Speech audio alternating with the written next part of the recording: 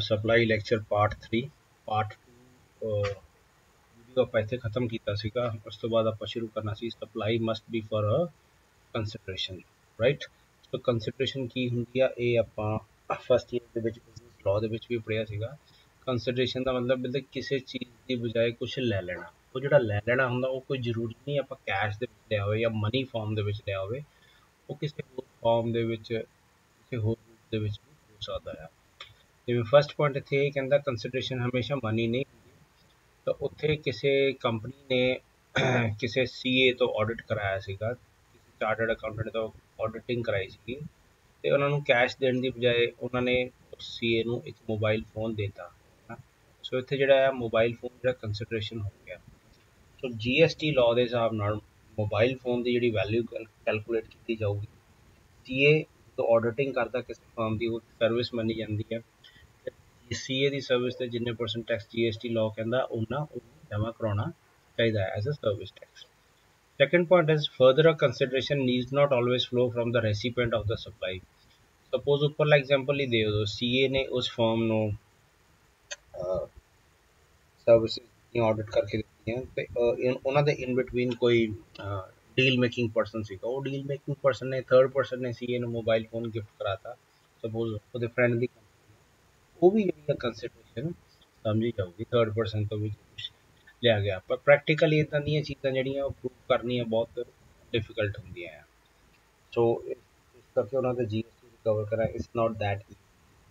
ਨਾਓ third point consideration ਦਾ, ਕੋਈ ਵੀ ਆਪਾਂ ਡਿਪੋਜ਼ਿਟ ਕਰਾਇਆ ਹੋਵੇ ਕਿਸੇ ਤੋਂ, ਆਪਾਂ ਅਨਸਿਕਿਓਰਡ ਲੋਨ ਹੁੰਦਾ ਆਪਾਂ ਕਿਸੇ ਤੋਂ ਪੈਸੇ ਵੈਸੇ ਹੀ ਲਏ ਹੋਣ ਫਰੈਂਡ ਤੋਂ, ਰਿਲੇਟਿਵ ਤੋਂ, ਬਾਈ ਟਰਸਟ, ਆਪਾਂ ਮੋੜਨੇ ਹੋਣ ਜਾਂ ਨਾ ਵੀ ਮੋੜਨੇ ਹੋਣ, ਵੈਦਰ ਰਿਫੰਡੇਬਲ, ਕਈ ਵਾਰੀ ਆਪਾਂ ਲੈ ਲੈਂਦੇ ਮੈਨੂੰ ਮਦਦ ਚਾਹੀਦੀ ਹੈ ਵੀ ਭਾਈ ਦੇ ਦੇ, ਨੋਨ ਰਿਫੰਡੇਬਲ ਹੈ। ਸੋ ਉਹਨੂੰ ਕੰਸੀਡਰੇਸ਼ਨ ਨਹੀਂ ਸਮਝਿਆ ਜਾਊਗਾ। ਕੰਸੀਡਰੇਸ਼ਨ ਉਹਨੂੰ ਉਦੋਂ ਹੀ ਸਮਝਿਆ ਜਾਊਗਾ, ਥਰਡ ਲਾਈਨ ਦੇਖੋ, ਜਦੋਂ ਇਹ ਕਿਸੇ ਚੀਜ਼ ਦੇ ਅਗੇਂਸਟ ਐਡਜਸਟ ਕੀਤਾ ਜਾਵੇ। ਬਟ ਅਗੇਨ ਪ੍ਰੈਕਟੀਕਲੀ ਇੱਦਾਂ ਦੀਆਂ ਚੀਜ਼ਾਂ ਪ੍ਰੂਵ ਕਰਨੀਆਂ ਬਹੁਤ ਔਖੀਆਂ ਨੇ। Fourth, the value of act of forbearance in respect of supply of goods or services or both.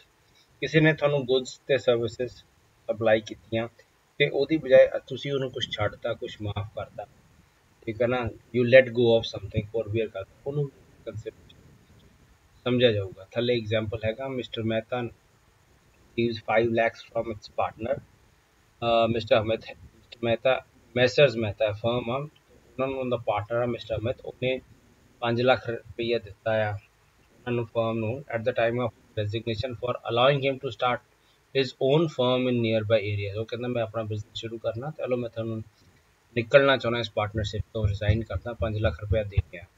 Such money received by firm on account of act of a partner shall also become a part of the consideration. ਇਹਨੂੰ consideration ਸਮਝਿਆ ਜਾਊਗਾ।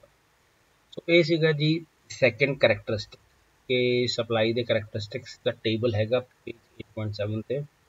Second character ਕਹਿੰਦਾ supply ਆਪਾਂ ਉਹਨੂੰ ਹੀ consider ਕਰਾਂਗੇ ਜਦੋਂ ਕੋਈ consideration ਹੁੰਦੀ ਹੈ। So that was the table of consideration.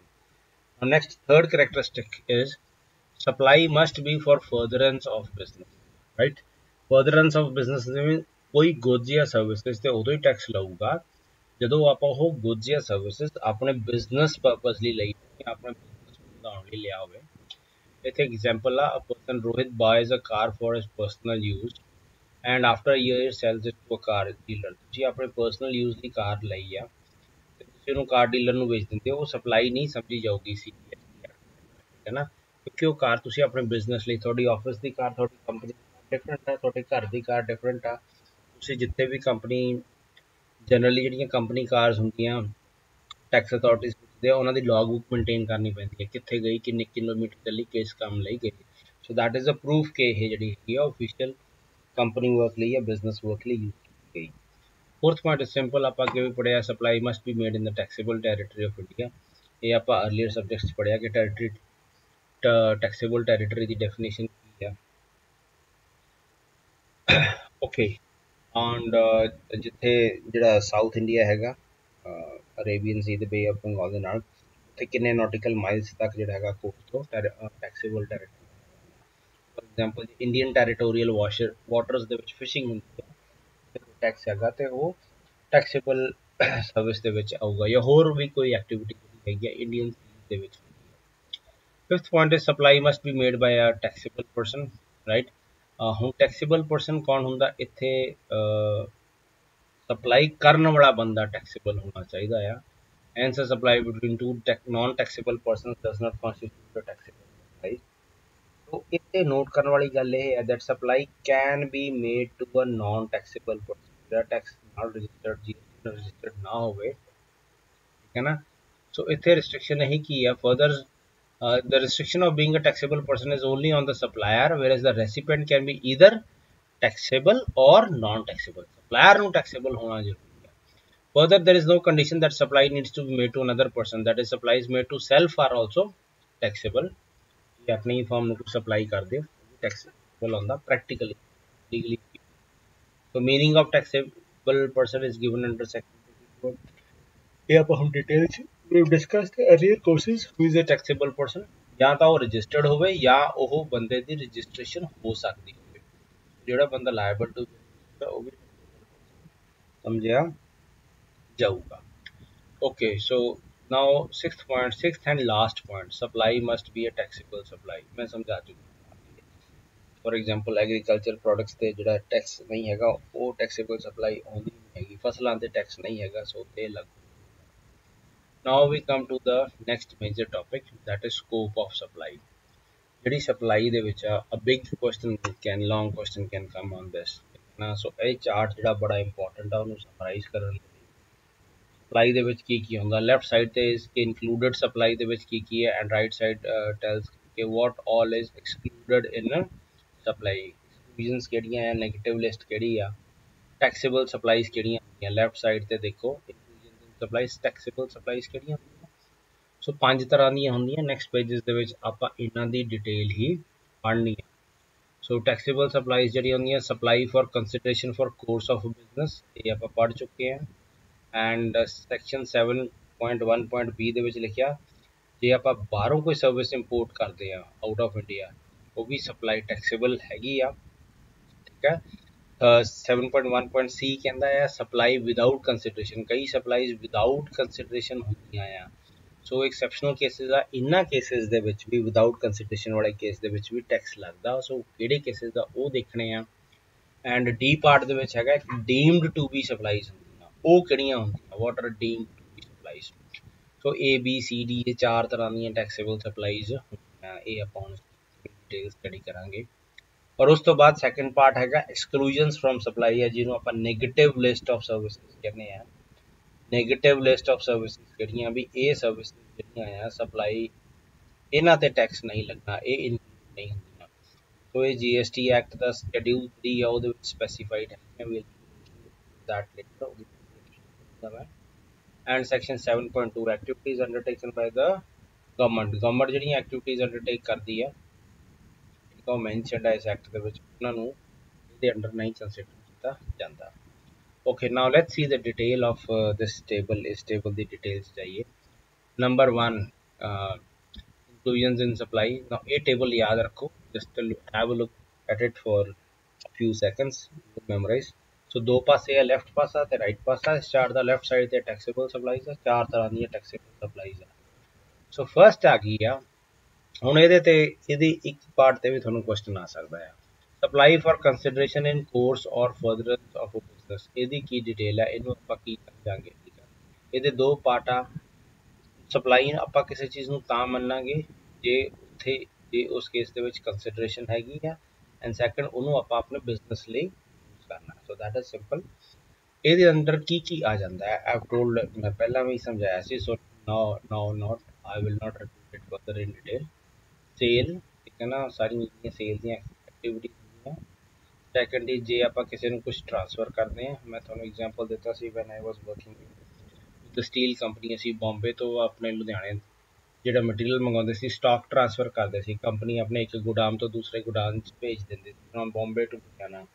ਪਰ ਉਦੋਂ ਉੱਤੇ ਟੈਕਸ ਨਹੀਂ ਸੀ ਲੱਗਦਾ, ਸੋ ਉਹ ਲੀਗਲ ਲੂਪ ਹੋਲ ਸੀਗਾ, CST ਨਹੀਂ ਸੀ ਲੱਗਦਾ।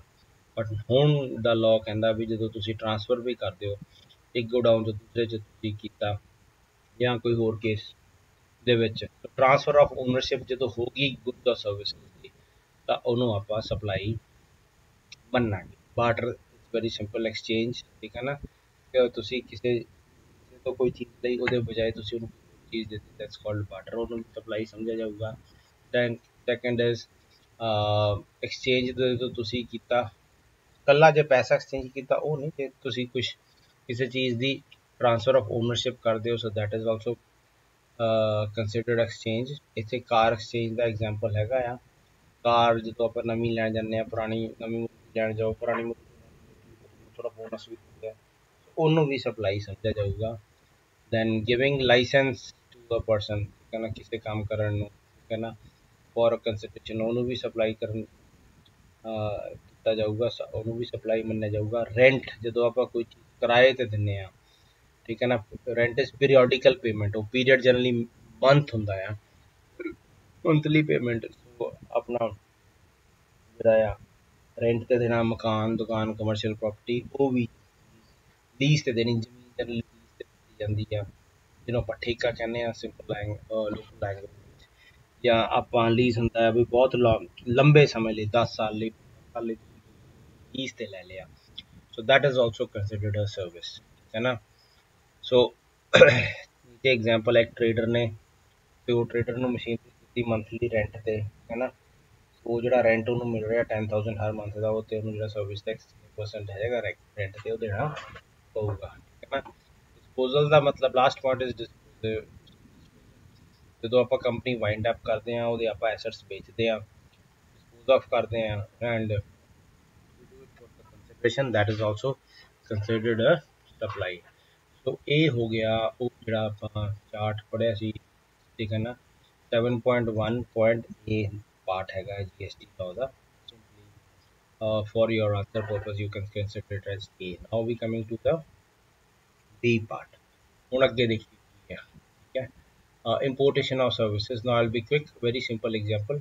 ਆਪਾਂ ਕਿਸੇ ਬਾਹਰਲੇ ਆਰਕੀਟੈਕਟ ਤੋਂ ਸਰਵਿਸ ਲਈਆਂ, ਇੰਡੀਆ ਦੇ ਵਿੱਚ ਆਪਾਂ ਘਰ ਬਣਾਉਣਾ, ਬਿਲਡਿੰਗ ਬਣਾਉਣੀ ਆ, ਚਾਹੇ ਆਪਾਂ ਨੂੰ ਕੰਸੀਡਰੇਸ਼ਨ ਦਿੱਤੀ ਆ, ਚਾਹੇ ਆਪਾਂ ਨੂੰ ਕੰਸੀਡਰੇਸ਼ਨ ਨਹੀਂ ਦਿੱਤੀ, ਠੀਕ ਹੈ ਨਾ। Sorry, services can be provided with consideration ਔਰ ਵਿਦਆਊਟ ਕੰਸੀਡਰੇਸ਼ਨ ਆਪਾਂ ਪੜਾਂਗੇ। ਜੇ ਆਪਾਂ ਆਪਣਾ ਪਰਸਨਲ ਘਰ ਬਣਾਉਣ ਲਈ ਆਰਕੀਟੈਕਟ ਤੋਂ ਕੰਸਲਟੈਂਸੀ ਲਈ ਆ, ਉਹਨੂੰ ਜੀ ਸਪਲਾਈ ਹੋ ਰਹੀ ਕੰਸੀਡਰ ਹੋਊਗਾ, ਠੀਕ ਹੈ ਨਾ। ਜੇ ਆਪਾਂ ਆਪਣਾ ਬਿਜ਼ਨਸ ਵਧਾਉਣ ਲਈ ਕੋਈ ਚੀਜ਼ ਲਈ ਹੈ, ਬਿਜ਼ਨਸ ਪਰਪਸ ਦੇ ਲਈ ਆ, ਤਾਂ ਦੈਨ ਉਹਨੂੰ ਸਪਲਾਈ ਸਮਝਿਆ ਜਾਊਗਾ। ਇੱਥੇ ਐਗਜ਼ਾਮਪਲ ਹੈਗਾ ਆ, joy received services of architect from USA, US ਤੋਂ ਆਰਕੀਟੈਕਟ ਤੋਂ ਆਪਣਾ ਨਕਸ਼ਾ ਤਿਆਰ ਕਰਾਇਆ ਘਰ ਦੇ, ਠੀਕ ਹੈ ਨਾ। ਸੋ ਪਰ ਨਾਟ ਇਨ ਕੰਸੀਡਰੇਸ਼ਨ ਆਫ ਫਰਦਰੈਂਸ ਆਫ ਬਿਜ਼ਨਸ। ਇਸ ਕੇਸ ਦੇ ਵਿੱਚ ਰੂਲ ਕੀ ਆ, ਇੰਪੋਰਟ ਆਫ ਸਰਵਿਸਿਜ਼ ਹੋਈਆਂ ਆ ਫॉर ਕੰਸੀਡਰੇਸ਼ਨ, ਪਰ ਤੁਹਾਡੇ ਬਿਜ਼ਨਸ ਲਈ ਨਹੀਂ ਆ, for personal use also is allowed, still ਇਹ ਜਿਹੜੀ ਹੈਗੀ ਆ ਇਹ ਟੈਕਸੇਬਲ ਸਪਲਾਈ ਸਮਝੀ ਜਾਊਗੀ, ਔਰ ਜਿੰਨੇ ਤੁਸੀਂ ਪੈਸੇ ਦਿੱਤੇ ਤੁਹਾਨੂੰ ਤੇ IGST ਕਸਟਮ ਡਿਊਟੀ ਦੇਣਾ ਪਊਗਾ। ਥਰਡ ਕੈਟੇਗਰੀ ਹੈਗੀ ਹੈ ਜੀ 7.1.6 ਸਪਲਾਈ ਵਿਦਆਊਟ ਕੰਸੀਡਰੇਸ਼ਨ। ਕਈ ਸਪਲਾਈਜ਼ ਇਦਾਂ ਦੀਆਂ ਹੁੰਦੀਆਂ ਜਿਸ ਤੁਹਾਨੂੰ ਕੰਸੀਡਰੇਸ਼ਨ ਨਹੀਂ ਵੀ ਮਿਲਦੀ ਕੋਈ, ਤਾਂ ਵੀ ਜਿਹੜਾ ਉਹਨੂੰ ਸਪਲਾਈ ਸਮਝਿਆ ਜਾਊਗਾ। ਇਹਦੇ ਐਗਜ਼ਾਮਪਲਸ ਇਹ ਹੈਗੇ ਆ, ਪਹਿਲਾ ਐਗਜ਼ਾਮਪਲ ਇਹ ਆ, permanent transfer or disposal of business assets, business ਦੇ ਐਸੈਟ ਵੇਚੇ ਆ, where input tax credit has been availed, ਕੀ ਆ ਉਹਦੇ ਤੇ ਜਦੋਂ ਖਰੀਦੀ ਸੀ ਤੁਸੀਂ ਇਨਪੁਟ ਟੈਕਸ ਕ੍ਰੈਡਿਟ, ITC ਮੈਂ ਤੁਹਾਨੂੰ ਸਮਝਾਇਆ ਸੀ, ਰਿਫੰਡ ਸੀ, ਦੁਬਾਰਾ ਅੱਗੇ ਵੀ ਚੈਪਟਰ ਆਊਗਾ, ਤੁਸੀਂ ਉਹਦਾ ਟੈਕਸ ਬੈਨੀਫਿਟ ਤੋਂ ਗਵਰਨਮੈਂਟ ਤੋਂ ਲੈ ਚੁੱਕੇ ਹੋ, ਸੋ ਜਿਹੜਾ ਟੈਕਸ ਬੈਨੀਫਿਟ ਲੈ ਚੁੱਕੇ ਹੋ ਇਹਨੂੰ ਸਪਲਾਈ ਸਮਝਿਆ ਜਾਊਗਾ। ਸੋ ਸਪਲਾਈ ਇਹਨੂੰ ਤਾਂ ਸਮਝਿਆ ਜਾਊਗਾ ਜੇ ਤੁਸੀਂ ਉਸ ਮਸ਼ੀਨਰੀ ਤੇ ITC ਲਿਆ ਆ, ਉਹ ਤੁਸੀਂ ਖਰੀਦੀ ਸੀ, ਤੁਸੀਂ ਟੈਕਸ ਬੈਨੀਫਿਟ ਲਿਆ ਸੀਗਾ।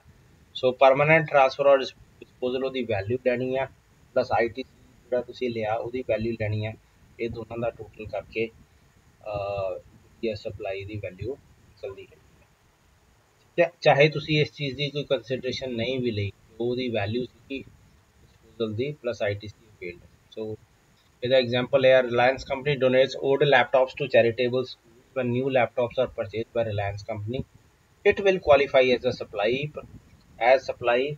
ਰਿਲਾਇੰਸ ਨੇ ਲੈਪਟਾਪ ਪੁਰਾਣੇ ਜਾਂ ਆਪਣੀ ਕੰਪਨੀ ਦੇ ਜਿਹੜੇ ਸਕੂਲਾਂ ਨੂੰ ਦਾਨ ਦਿੱਤੇ ਆ, ਉਹਨਾਂ ਲੈਪਟਾਪ ਜਦੋਂ ਖਰੀਦੇ ਸੀ ਤਾਂ ਉਹਨਾਂ ਨੇ ਗਵਰਨਮੈਂਟ ਤੋਂ ਤੇ ਜਿੰਨੀ GST ਲੱਗੀ ਸੀ ਉਹਦਾ ਟੈਕਸ ਵਾਪਸ ਕਰਾ ਲਿਆ ਸੀਗਾ, ਠੀਕ ਹੈ ਨਾ।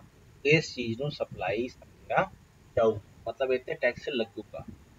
Second point is supply between related persons or distinct persons. Supply of goods or services between related persons or distinct persons will qualify as a supply provided it is made in the course of furtherance of business. ਜਿਹੋ business ਦੇ ਲਈ ਕੀਤੀ ਜਾਵੇ, ਚਾਹੇ ਉਹ person related ਆ ਇੱਕ ਦੇ ਲਈ, ਠੀਕ ਹੈ ਨਾ, ਚਾਹੇ ਉਹ ਰਿਲੇਟਡ ਹੈਗੇ ਆ ਚਾਹੇ ਉਹ ਰਿਲੇਟਡ ਨਹੀਂ ਆ, ਉਹਨੂੰ ਸਪਲਾਈ ਸਮਝਿਆ ਜਾਊਗਾ।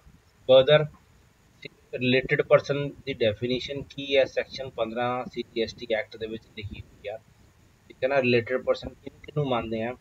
ਸਚ persons are officers and directors of one another's business. ਦੋ ਬੰਦੇ ਹੈਗੇ ਆ, ਦੋਨਾਂ ਦੀਆਂ ਅਲੱਗ-ਅਲੱਗ ਫਰਮਾਂ, ਇਹ ਬੰਦਾ ਬੀ ਦੀ ਫਰਮ ਦੇ ਵਿੱਚ ਡਾਇਰੈਕਟਰ ਹੈ ਤੇ ਬੀ ਏ ਦੀ ਫਰਮ ਦੇ ਵਿੱਚ ਡਾਇਰੈਕਟਰ ਹੈਗਾ। ਸਚ ਪਰਸਨਸ ਆਰ ਲੀਗਲੀ ਰੈਕਗਨਾਈਜ਼ ਹੋਣੇ ਚਾਹੀਦੇ ਆ। ਇੰਪਲੋਇਰ ਇੰਪਲੋਈ ਵੀ ਹੋ ਸਕਦੇ ਆ, ਉਹਨਾਂ ਨੂੰ ਵੀ ਆਪਾਂ ਰਿਲੇਟਡ ਪਰਸਨਸ ਮੰਨਦੇ ਆ। ਤੇ ਥਰਡ ਪਰਸਨ ਜਿਹੜਾ ਕੋਈ ਉਹਨਾਂ ਦਾ ਬਿਜ਼ਨਸ ਨੂੰ ਕੰਟਰੋਲ ਕਰਦਾ, ਜਿਹਦਾ 25% ਤੋਂ ਜ਼ਿਆਦਾ ਵੋਟਿੰਗ ਦੇ ਵਿੱਚ ਹਿੱਸਾ ਹੈਗਾ ਜਾਂ ਸਟਾਕਸ ਦੇ ਵਿੱਚ ਹਿੱਸਾ ਹੈਗਾ, ਇਹਨਾਂ ਨੂੰ ਰਿਲੇਟਡ ਮੰਨਿਆ ਜਾ ਸਕਦਾ ਹੈ। ਸੈਕਿੰਡ ਲਾਸਟ ਪੁਆਇੰਟ ਤੇ ਆ ਜਾਓ, ਸੇਮ ਫੈਮਿਲੀ ਦੇ ਮੈਂਬਰਸ ਨੂੰ ਰਿਲੇਟਡ ਪਰਸਨ ਮੰਨਿਆ ਜਾ ਸਕਦਾ ਹੈ। ਤੇ ਰਿਲੇਟਡ ਪਰਸਨ ਬਿਜ਼ਨਸ ਆਪਾਂ ਤਾਂ ਮੰਨਦੇ ਆ, ਦੋ ਪਾਰਟੀਆਂ ਹੋਣ, ਉਹਨਾਂ ਚੋਂ ਇੱਕ ਪਾਰਟੀ ਸੋਲ ਡਿਸਟ੍ਰੀਬਿਊਟਰ ਹੈਗੀ ਆ ਜਾਂ ਕੰਸੈਸ਼ਨੇਅਰ ਆ ਦੂਸਰੇ ਦੀ, ਉਹਨਾਂ ਨੂੰ ਵੀ ਰਿਲੇਟਡ ਪਰਸਨਸ ਮੰਨਿਆ ਜਾਂਦਾ। ਨੈਕਸਟ ਡੈਫੀਨੇਸ਼ਨ ਹੈਗੀ ਹੈ, you go through it on your on, ਕਿ ਡਿਸਟਿੰਕਟ ਪਰਸਨ ਇਹਦੇ ਆਪੋਜ਼ਿਟ ਹੁੰਦਾ ਆ, ਠੀਕ ਹੈ ਨਾ। ਉਹ ਆਪਾਂ ਕਿਹਨੂੰ ਮੰਨਦੇ ਆ? ਨੀਚੇ ਬਾਕਸ ਦੇ ਵਿੱਚ ਐਗਜ਼ਾਮਪਲ ਹੈ, ਮੋਹਨ ਇੱਕ CA ਹੈ, ਚਾਰਟਰਡ ਅਕਾਊਂਟੈਂਟ ਹੈ, ਉਹਦਾ ਰਜਿਸਟਰਡ ਆਫਿਸ ਹੈ ਦਿੱਲੀ ਦੇ ਵਿੱਚ, ਉਹਨੇ ਰਜਿਸਟ੍ਰੇਸ਼ਨ ਕਰਾਈ ਆ ਵੈਸਟ ਬੰਗਾਲ ਦੇ ਵਿੱਚ ਵੀ ਕਰਾਈ ਆ, ਹਾਲਾਂਕਿ ਦਿੱਲੀ 'ਚ ਉਹਦਾ ਆਫਿਸ ਆ, ਉਹਨੇ ਨਵਾਂ ਆਫਿਸ ਵੈਸਟ ਬੰਗਾਲ 'ਚ ਖੋਲ੍ਹਿਆ ਆ। Mohan shall be treated as a distinct person in respect of registrations in West Bengal and Delhi. GST purpose ਲਈ ਉਹਦਾ ਦਿੱਲੀ ਵਾਲਾ ਆਫਿਸ ਤੇ ਵੈਸਟ ਬੰਗਾਲ ਵਾਲਾ ਆਫਿਸ ਜਿਹੜਾ ਹੈਗਾ ਉਹਨੂੰ ਡਿਸਟਿੰਕਟ ਪਰਸਨਸ ਮੰਨਿਆ ਜਾਊਗਾ, ਠੀਕ ਹੈ ਨਾ। ਹੁਣ ਆਪਾਂ ਇਹਦੇ ਸਪੈਸ਼ਲ ਕੇਸਿਸ ਦੇਖੀਏ ਵੀ ਕਿੱਥੇ ਕਿੱਥੇ ਸਪਲਾਈ ਮੰਨਿਆ ਜਾਊਗਾ। ਸਟਾਕ ਟ੍ਰਾਂਸਫਰ ਦਾ ਮੈਂ ਤੁਹਾਨੂੰ ਪਹਿਲਾਂ ਐਗਜ਼ਾਮਪਲ ਦਿੱਤਾ ਆ, ਸਟੀਲ ਕੰਪਨੀ ਦਾ ਕਿ ਬੰਬੇ ਤੋਂ ਲੁਧਿਆਣੇ ਦੇ ਗੋਡਾਊਨ 'ਚ ਮਟੀਰੀਅਲ ਟ੍ਰਾਂਸਫਰ ਕਰਦੇ ਸੀਗੇ, ਤੇ ਉਹਨਾਂ ਨੂੰ ਜਦੋਂ ਤੁਸੀਂ ਆਪਣੇ ਇੱਕ ਗੋਦਾਮ ਤੋਂ ਦੂਸਰੇ ਗੋਦਾਮ 'ਚ ਮਟੀਰੀਅਲ ਟ੍ਰਾਂਸਫਰ, ਪਹਿਲੇ ਸਿਸਟਮ ਦੇ ਵਿੱਚ ਉੱਤੇ ਟੈਕਸ ਨਹੀਂ ਸੀ ਲੱਗਦਾ, ਪਰ ਨਵੇਂ ਸਿਸਟਮ ਦੇ ਵਿੱਚ ਉਹਨੂੰ ਸਪਲਾਈ ਕੰਸੀਡਰ ਕੀਤਾ ਜਾਂਦਾ ਆ, ਠੀਕ ਹੈ। So second case is supply of goods or services between a employer and a employee, ਠੀਕ ਹੈ ਨਾ। ਇਹ ਦੋਨੋਂ ਰਿਲੇਟਡ ਪਰਸਨਸ ਹੋ ਗਏ, ਪਹਿਲਾਂ ਆਪਾਂ ਪੜ੍ਹ ਚੁੱਕੇ ਹਾਂ। ਹਾਊਐਵਰ ਪਰ ਸਰਵਿਸਿਜ਼ ਜਿਹੜਾ ਪਰ ਇੰਪਲੋਇਰ ਨੂੰ ਸਰਵਿਸਿਜ਼ ਪ੍ਰੋਵਾਈਡ ਕਰਦਾ in case of employment, employer employee ਨੂੰ ਤਨਖਾਹ ਦਿੰਦਾ, ਉਹ ਵਾਲੀ ਚੀਜ਼ ਜਿਹੜੀ ਹੈਗੀ ਆ ਉਹ GST ਦੇ ਦਾਇਰੇ ਦੇ ਵਿੱਚ ਨਹੀਂ ਆਉਂਦੀ। ਜੇ ਕੋਈ ਹੋਰ ਚੀਜ਼ ਦਿੰਦਾ, gifts by employer to employee, schedule 1 ਕਹਿੰਦਾ that gifts not exceeding worth 50,000 in a financial year, ਜੇ 50,000 ਤੋਂ ਘੱਟ ਦੀ ਵੈਲਿਊ ਹੈਗੀ ਆ ਇੰਪਲੋਇਰ ਤੋਂ ਇੰਪਲੋਈ ਨੂੰ ਗਿਫਟ ਦੀ, ਤਾਂ ਉਹਦੀ ਜਿਹੜੀ ਹੈਗੀ ਆ ਟੈਕਸ ਲੱਗੂਗਾ, ਸਪਲਾਈ ਬਾਕਸ ਦੇ ਵਿੱਚ ਅੱਗੇ ਤਾਂ ਸਿੰਪਲ ਐਗਜ਼ਾਮਪਲ ਹੈਗੇ ਆ। Then when we next point is principal agents, ਆਪਾਂ ਕਿਹਨੂੰ ਕਹਿੰਦੇ ਆ? Supply of goods by a principal to his agent, manufacturing ਕੰਪਨੀਆਂ ਉਹਨਾਂ ਨੇ ਆਪਣੇ ਏਜੰਟਸ ਰੱਖੇ ਹੋਏ ਆ, ਠੀਕ ਹੈ ਨਾ। ਏਜੰਟ ਅੱਗੇ ਸਮਾਨ ਕਿਸੇ ਨੂੰ ਦਿੰਦਾ ਵਿਦਾਊਟ ਕੰਸੀਡਰੇਸ਼ਨ, ਠੀਕ ਹੈ ਨਾ। ਏਜੰਟ ਜਿਹੜਾ ਹੈ ਪੈਸੇ ਨਹੀਂ ਦਿੰਦਾ, ਏਜੰਟ ਜਨਰਲੀ ਕਮਿਸ਼ਨ ਲੈਂਦਾ ਹੁੰਦਾ। ਸੋ ਏਜੰਟ ਅੱਗੇ ਅੰਡਰਟੇਕ ਕਰਦਾ ਕਿ ਮੈਂ ਅੱਗੇ ਸਪਲਾਈ ਕਰ ਦੂੰਗਾ ਉਹ ਗੁਡ ਪ੍ਰਿੰਸੀਪਲ ਦੇ ਬਿਹਾਫ ਤੇ, let's say simple words company ਦੇ ਬਿਹਾਫ ਦੇ ਵਿੱਚ। ਸੋ ਜੇ ਪ੍ਰਿੰਸੀਪਲ ਨੇ ਆਪਣੇ ਏਜੰਟ, ਪ੍ਰਿੰਸੀਪਲ ਦਾ ਮਤਲਬ ਇਹ ਹੈ ਕੋਈ ਬਿਜ਼ਨਸ ਨੇ ਆਪਣੇ ਏਜੰਟ ਨੂੰ ਸਪਲਾਈ ਕੀਤੀਆਂ ਗੁੱਡ, ਏਜੰਟ ਨੇ ਤਾਂ ਅੱਗੇ ਡਿਸਟ੍ਰੀਬਿਊਟ ਹੀ ਕਰਨੀ ਹੈ, ਉਹਨੂੰ ਉੱਥੇ ਕੋਈ GST ਨਹੀਂ ਲੱਗੂਗਾ, ਉਹਨੂੰ ਸਪਲਾਈ ਨਹੀਂ ਸਮਝਿਆ ਜਾਊਗਾ। ਸੋ similarly, supply of goods by agent to his principal without consideration, where an agent undertakes to receive such goods on behalf of the principal, sorry मैं उल्टा बोल गया, ਇਹਨੂੰ ਸਪਲਾਈ ਸਮਝਿਆ ਜਾਊਗਾ। ਉਸ ਏਜੰਟ ਨੇ ਉਹ ਗੁੱਡਸ ਅੱਗੇ ਸਪਲਾਈ ਕਰਨੀ ਆ, ਕੰਸੀਡਰੇਸ਼ਨ ਲਈ ਸਪਲਾਈ ਕਰਨੀ ਆ ਐਂਡ ਬਿਜ਼ਨਸ ਪਰਪਸ ਦੇ ਲਈ ਸਪਲਾਈ ਕਰਨੀ। ਸੋ ਇੰਪੋਰਟੈਂਟ ਪੁਆਇੰਟ ਇਹ ਹੈ ਕਿ supply of goods between principal and the agent even without consideration is also a supply. ਅੱਗੇ ਇੱਕ simple example ਹੈ, you ਤਾਂ ਜੀ ਕੋਈ ਏਜੰਟ ਰੱਖਿਆ ਸੀ to sell cars on his behalf ਵਾਲਾ, ਠੀਕ ਹੈ। next is let's finish it quickly, importation of services, ਤੁਹਾਨੂੰ ਮੈਂ example ਦਿੱਤਾ ਸੀ, ਜੇ ਆਪਾਂ ਆਰਕੀਟੈਕਟ ਤੋਂ ਸਰਵਿਸ ਲੈਂਦੇ ਆ, ਆਪਾਂ ਉਹਨੂੰ ਚਾਹੇ ਬਿਜ਼ਨਸ ਲਈ ਨਹੀਂ ਯੂਜ਼ ਕਰਦੇ, ਕੰਸੀਡਰੇਸ਼ਨ ਦਿੰਦੇ ਆ, ਤੁਹਾਨੂੰ ਸਪਲਾਈ ਸਮਝਿਆ ਜਾਊਗਾ। ਇੱਥੇ ਇੱਕ ਬੁੱਕ ਕੰਪਨੀ ਕਲਿਆਣੀ ਪਬਲਿਸ਼ਰਸ ਨੇ ਆਪਣਾ ਐਗਜ਼ਾਮਪਲ ਦਿੱਤਾ, ਉਹਨਾਂ ਨੇ ਕਿਸੇ ਬਾਹਰਲੇ ਲਾਇਰ ਤੋਂ ਸਰਵਿਸਿਜ਼ ਲਈਆਂ ਆਪਣੇ ਹੈਡ ਆਫਿਸ ਦੇ ਲਈ, ਲੋਕੇਟਡ ਇਨ USA, ਉਹਨਾਂ ਦਾ ਹੈਡ ਆਫਿਸ USA ਦੇ ਲੋਕੇਟਡ ਆ, ਉਹਦੇ ਲਈ US ਵਾਲੇ ਲਾਇਰ ਤੋਂ ਉਹਨਾਂ ਨੇ ਸਰਵਿਸਿਜ਼ ਲਈਆਂ। Head office has rendered such services free of cost to its branch office, Since Kalyani publishers and the branch officers are related persons, services received by Kalyani publishers will qualify as supply. Kalyani ਪਬਲਿਸ਼ਰਸ ਦਾ ਜਿਹੜਾ America ਵਾਲਾ office ਆ ਉਹ ਉਸ lawyer ਨੂੰ ਪੇ ਕਰਦਾ, America ਵਾਲਾ office India ਵਾਲੇ office ਨੂੰ ਲੀਗਲ ਐਡਵਾਈਸ ਭੇਜ ਦਿੰਦਾ, ਲੈਟਸ ਸੇ ਇਲੈਕਟ੍ਰੋਨਿਕ ਮੀਨਸ ਭੇਜ ਦਿੰਦਾ ਹੈ, ਪਰ ਫਿਰ ਵੀ ਇਹਨੂੰ ਸਪਲਾਈ ਸਮਝਿਆ ਜਾਊਗਾ ਤੇ ਜਿੰਨੀ ਇਹਦੀ ਵੈਲਿਊ ਹੈ ਤੇ ਟੈਕਸ ਲੱਗੂਗਾ। Again practically proving these things which difficult, right. Second example architect ਵਾਲਾ ਉਹ ਆਪਾਂ ਕਰ ਲਿਆ। Now we come to the last thing, D part. एक बार आप वापस चले जाइए, आप की कर रहे हैं, we were doing the details of this table के चार तरह दी जड़ियां सप्लाईज किहड़ियां होंदियां, वी ओके ठीक है ना। आ टेबल कर रहे थे आप 8.11 पेज ते कि जड़ियां टैक्सेबल सप्लाईज आ, ठीक है ना, वो किहड़ियां होंदियां। आप इंपोर्ट ऑफ सर्विस का एग्जाम्पल कर लिया, सप्लाई विदाउट कंसिडरेशन का एग्जाम्पल कर लिया, हम आप डीम्ड टू बी सप्लाई करने लग गए। ये जो डीम्ड टू बी सप्लाई है ये अपने आप के सैपरेट क्वेश्चन भी आ सकता है। सप्लाई सप्लाई किहड़ी चीज़ होंदी है, ठीक है। स्ट्रेट अवे आप आ जाइए, transactions covered under deemed. Deemed का मतलब होंदा भी मन्निया जाऊगा, ये भी सप्लाई मन्नी जाऊगी, ठीक है ना। तो ये अंदर पहला आ गया, पहला केस आ गया ट्रांसफर का। ट्रांसफर के फर्दर 3 केसिस है, ठीक है ना। वो 3 केसिस ये है, पहला केस ये है जो आप का टाइटल ट्रांसफर करते हैं किसी होर के नाँ ते, उन्होंने सप्लाई समझा जाऊगा, टैक्स लगूगा, ठीक है ना। दैन नैक्सट केस ये है transfer of right in goods without transferring the title. Title का मतलब कोई चीज़ ही उसके नाँ ते कराती, राइट का मतलब बैंक मैं अपना मकान किसी के नाँ ते कराता, दैट मीनस मैं टाइटल ट्रांसफर कराता, मैं किसी को अलाउ करता अपने मकान के रहने के लिए विदाउट ट्रांसफरिंग टाइटल। मैं मकान नहीं लिया, मैं उन्होंने कह रहा मैं बाहर चलिया तो 10 साल 15 साल जिन्ना चर रहना रही आ, तो that is an example of right, तो उन्होंने भी सर्विस की सप्लाई समझा जाता है। तो फिर ट्रांसफर ऑफ अनडिवाइडेड शेयर, जो आप अपना अनडिवाइडेड शेयर जोड़ा है वो ट्रांसफर कर लिए, उन्होंने भी सप्लाई समझा जाता है। And third is transfer of title in future. Future के आप किसी प्रॉमिस कर दीए टाइटल ट्रांसफर करना, उन्होंने भी डीम्ड सप्लाई समझा जाता है, टैक्स लगूगा। ओके, इस चीज़ की डिटेल हैगी है। So I have covered this, not repeat this, summary मैं तुहानू दस दी है। Transfer of title in future supply of goods का एग्जाम्पल देख लैने थोड़ा और क्लैरीफाई हो जाए कि फ्यूचर सप्लाई की होती है, ठीक है ना। तुसीं कोई एग्रीमेंट किया, उस एग्रीमेंट के तहत तुसीं फ्यूचर सप्लाई करना किसी ने कोई। Example says Joy provides product B to Mona. So Mr. Joy product B बेच दिया Mona ਨੂੰ, and Mona permits to use the goods provided. Mona pays for the goods at the end of 1 month. Mona use कर लेंदी अपने business से, कहती महीने बाद payment दूंगी।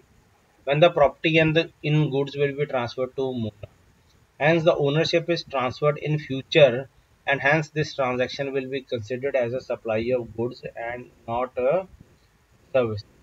सो मोना ने क्या, when the property in goods will be transfer to Mona, उदो पेमेंट कर दूगी, हैंस इनू आप सप्लाई ऑफ गुड्स मानते हैं, सर्विसेज की सप्लाई नहीं मानते, फिजिकल चीज़ है गुड्स की सप्लाई मानते हैं। सो transfer of title in future, कल नू या महीने बाद मैं थानू दे दूंगा, उन्होंने भी सप्लाई ऑफ गुड्स मानते हैं।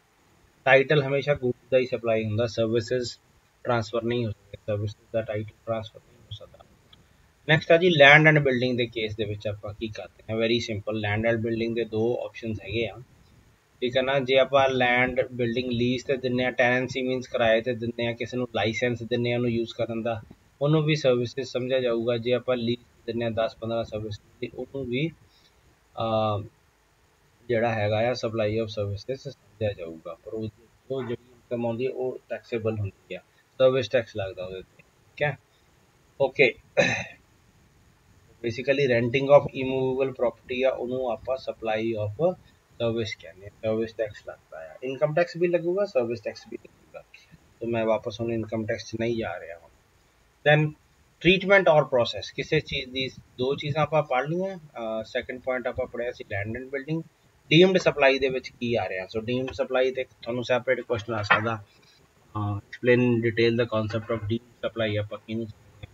तो पहला पार्ट है ट्रांसफर, ट्रांसफर के फिर 3 पार्ट्स है। Second part is land and building, ਫਿਰ ਉਹਦੇ ਦੋ ਪਾਰਟਸ ਹੈਗੇ ਇਸ ਟੌਪਿਕ ਦੇ। ਦੈਨ ਟ੍ਰੀਟਮੈਂਟ ਔਰ ਅ ਪ੍ਰੋਸੈਸ, ਕਿਸੇ ਚੀਜ਼ ਦੀ ਆਪਾਂ ਟ੍ਰੀਟਮੈਂਟ ਕਰਦੇ ਹਾਂ, ਕੋਈ ਪ੍ਰੋਸੈਸਿੰਗ ਕਰਦੇ ਹਾਂ, ਲੋਹੇ ਨੂੰ ਹੀਟ ਟ੍ਰੀਟਮੈਂਟ ਕਰਦੇ ਹਾਂ ਜਾਂ ਪੇਂਟਿੰਗ ਕਰਦੇ ਹਾਂ, ਕੁਝ ਵੀ ਕਰਦੇ ਹਾਂ, ਉਹਨੂੰ ਜਿਹੜਾ ਸਪਲਾਈ ਆਫ ਸਰਵਿਸ ਕਿਹਾ ਜਾਂਦਾ ਹੈ, ਜਦੋਂ ਆਪਾਂ ਇੱਕ ਪਾਰਟੀ ਤੋਂ ਗੁੱਡ ਲੈ ਕੇ ਉਹਨੂੰ ਪ੍ਰੋਸੈਸ ਕਰਕੇ ਅੱਗੇ ਵੇਚਦੇ ਹਾਂ। Last is the transfer of business, ਠੀਕ ਹੈ ਨਾ। If business assets are transfer, business assets ਸਾਰਿਆਂ ਨੂੰ ਪਤਾ, ਅਕਾਊਂਟਸ ਪੜ੍ਹ ਚੁੱਕੇ, ਐਸੈਟਸ ਕੀ ਹੁੰਦੇ ਆ ਕੰਪਨੀ ਦੇ, ਆਰ ਟ੍ਰਾਂਸਫਰ, ਜਦੋਂ ਤੁਸੀਂ ਟ੍ਰਾਂਸਫਰ ਕਰਦੇ ਹੋ, ਵੈਦਰ ਔਰ ਨਾਟ ਫॉर ਕੰਸੀਡरेशन, ਇੱਥੇ ਥੱਲੇ ਇੰਪੋਰਟੈਂਟ ਆ, ਜਿਵੇਂ ਮਰਜ਼ੀ ਹੈ, ਜਦੋਂ ਤੁਸੀਂ ਟ੍ਰਾਂਸਫਰ ਕਰਤਾ ਉਹਨੂੰ ਸਪਲਾਈ ਆਫ ਗੁੱਡ ਸਮਝੀ ਜਾਊਗੀ।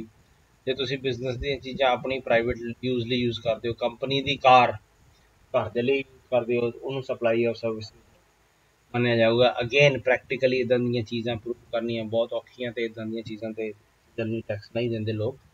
C, as far as our country is concerned, if goods form a part of assets of a business of a person, ਠੀਕ ਹੈ ਨਾ, ਉਹ ਬੰਦਾ ਟੈਕਸੇਬਲ ਪਰਸਨ ਨਹੀਂ ਰਿਹਾ, ਪਰ ਗੁੱਡਸ ਉਹਦੇ ਐਸੈਟਸ ਦਾ ਹਿੱਸਾ ਹੈਗੇ ਆ, and he transfers them before he ceases to be a taxable person, ਉਹਦਾ status as a taxable person ਖਤਮ ਹੋ ਜਾਂਦਾ, ਲੈਟਸ ਸੇ ਸਿਟੀਜ਼ਨ ਇੰਡੀਆ ਦਾ ਨਹੀਂ ਰਹਿੰਦਾ, ਕਿਤੇ ਹੋਰ ਇਨਕਮ ਆ ਜਾਂਦੀ ਹੈ, ਫਿਰ ਵੀ ਆਪਾਂ ਇਹਨੂੰ ਸਪਲਾਈ ਆਫ ਗੁੱਡਸ, ਠੀਕ ਹੈ ਨਾ।